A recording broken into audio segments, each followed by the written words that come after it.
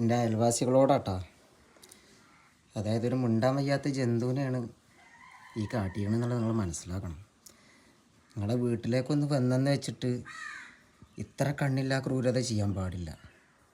അതായത് ഇതണ്ട, നിൻ്റെ കണ്ണ് എറിഞ്ഞാണ് പൊട്ടിച്ച്.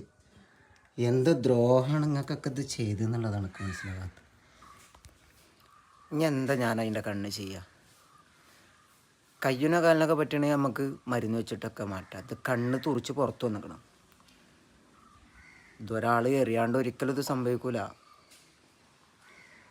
അതിൻ്റെ വിഷമം നിങ്ങൾക്ക് പറഞ്ഞാൽ മനസ്സിലാവില്ല. എന്തായാലും എൻ്റെ അയൽവാസികളോടാ, ഇത് എറിഞ്ഞത് ആരാണെങ്കിലും ഞങ്ങളോട് ക്ഷമിച്ചാലും പടച്ചവങ്ങളോട് ക്ഷമിക്കില്ല. ഇതിനുള്ളത് നിങ്ങൾ അനുഭവിച്ച ഈ ഭൂമിയിൽ നിന്ന് പോകും. ഇതിൻ്റെ മനസ്സ് തട്ടിയുള്ള പ്രാർത്ഥനയാണ്.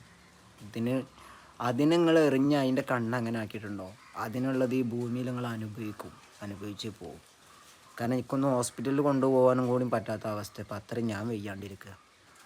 അതിനിടയിലാണ് നിങ്ങൾ ഈ പണി ചെയ്തത്. നിങ്ങളെ വീട്ടിലേക്കൊന്ന് വന്നെന്ന് വെച്ചിട്ട് ഇത്ര എറിഞ്ഞ അതിൻ്റെ കണ്ണ് പൊട്ടിക്കേണ്ട ആവശ്യം നിങ്ങൾക്ക് ഉണ്ടായിരുന്നില്ല. ശരി എന്നാ.